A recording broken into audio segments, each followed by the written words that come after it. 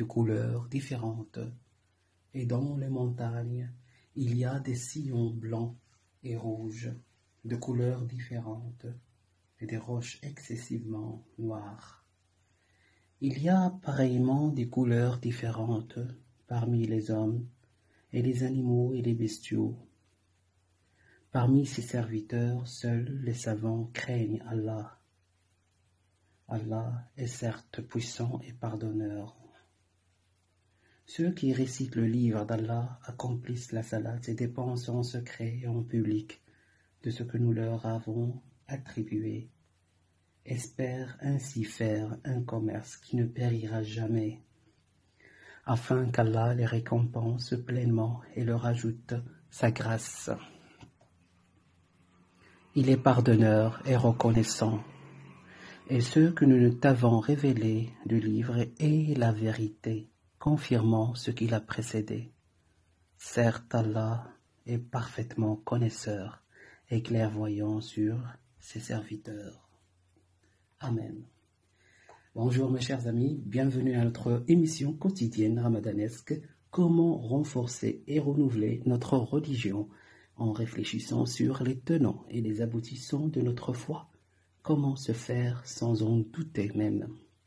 C'est par de simples questions, des questions basiques, qu'on va déclencher tout un processus de réflexion qui pourrait renforcer par là même notre foi, notre croyance. Notre 17e vidéo interroge la question de progrès scientifique par rapport à la chose religieuse, par rapport aux croyances métaphysiques. C'est à travers une question, désormais, et une courte réflexion qu'on est appelé à bâtir tout un parcours de pensée, de construction et de déconstruction quant à notre foi, qui, à notre sens, ne se fortifie que par la profonde pensée et le travail sur l'interprétation. Que Dieu nous éclaire dans ce sens. Amen. Alors la question d'aujourd'hui est la suivante. Quelles sont l'origine et la raison permettant de comprendre le maintien des croyances profondément irrationnelles au sein d'une société modelée, changée par le progrès scientifique? Ce terme de progrès vient en général du latin progressus, action d'avancer. Dans l'idée du progrès scientifique, il y a l'idée d'une marche en avant, d'un développement dans une certaine direction. Le progrès scientifique semble linéaire et il désigne une avancée en direction d'un but meilleur. Or, il paraît originellement, 18e siècle et surtout 19e siècle, drainer toute l'humanité et tout le genre humain à travers le triomphe des sciences et le gouvernement de la raison.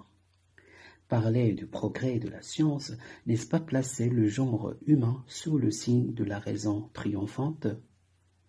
À partir du XVIIIe siècle, le devenir et le progrès humain et la raison s'unifient et même s'identifient.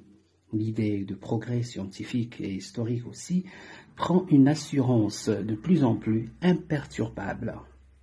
D'où une énigmatique question: le progrès de la science se lie au gouvernement d'une faculté universelle de bien juger, à un principe d'explication rationnelle, à tout le devenir historique. Comment a-t-il pu laisser subsister tant de poches d'irrationnel? Le progrès de la science, s'il conduit à l'accroissement des connaissances produites par la raison, ne fait pas reculer les types d'approches non rationnelles. Les croyances en Dieu ou au sacré subsistent, bien plus partout des poches d'irrationnels prolifèrent. Gourous de toutes sortes, phénomènes de sectes, etc. Non seulement le sacré ne régresse pas nécessairement, mais il adopte fréquemment des formes destructrices et se lie à des croyances privées de toute rationalité, vogue de l'astrologie par exemple. Et vous les amis, qu'en pensez-vous?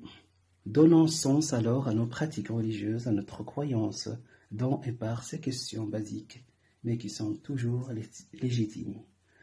Sur cette réflexion sur le progrès scientifique par rapport à la chose religieuse, je vous laisse méditer. Continuez la méditation pour une simple raison, celle de renforcer et de renouveler notre croyance, notre foi, dans et par la raison. Merci.